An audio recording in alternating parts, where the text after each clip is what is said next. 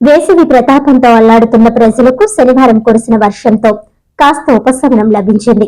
అయితే వేసవి పూడికలు తీయకపోవడం వలన డ్రైన్లు పొంగి రోడ్డుపై నీళ్లు నిలిచిపోవడంపై ప్రజా సంఘాలు మండిపడుతున్నాయి.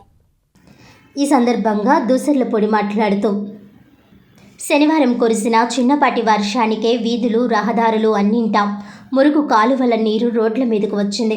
రద్దు చేసిన చెత్త ఛార్జీల భారం ప్రభుత్వం వహించకుండా కార్పొరేషన్పై వదిలివేయడం వలన పారిశుధ్య వాహనాలు, కార్మికుల నిర్వహణ తగ్గిపోవడం వలన స్మార్ట్ సిటీలో మురికివాడలు ఎక్కువ అవుతున్నాయని అన్నారు.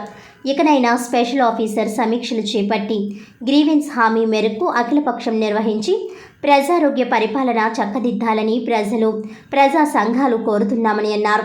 ఆర్ఎన్బి ప్రధాన రహదారుల కల్వర్ట్లు, railway crossing outlets, Recherlapeta railway major drain, చీడీలపొర కాలువ, ఉప్పుటేరు కెనాల్, సూపర్ బజార్, మెజిస్ట్రేట్ వీధి, GGH canal drain, Narasimham road, major drain Ramakrishnaraopeta, ప్రధాన రహదారి కాలువ, సంజయ్ నగర్, దుమ్మలపేట, రాజీవ్ కల్ప, మేజర్ మురుగు కాలువల మార్గాలు, Kothapeta market, over bridge, cross drain, పెద్ద మార్కెట్, వార్ప్ రోడ్, కెనాల్ కాలువ మార్గాలు క్లియర్ చేయాల్సిన అత్యవసరం ఉందని పౌర సంక్షేమ సంఘం తెలియజేసింది. సమ్మర్ యాక్షన్ ప్లాన్గా 100% మురుగు కాలువల పూడికలు తీయించి తరలించే ప్రక్షాళన చేయకుంటే మహామురికి నగరంగా స్మార్ట్ సిటీ తయారయ్యే ప్రమాదం పొంచి ఉందని పౌర సంఘం కన్వీనర్, సామాజికవేత్త దూసర్లపూడి రమణరాజు తెలిపారు.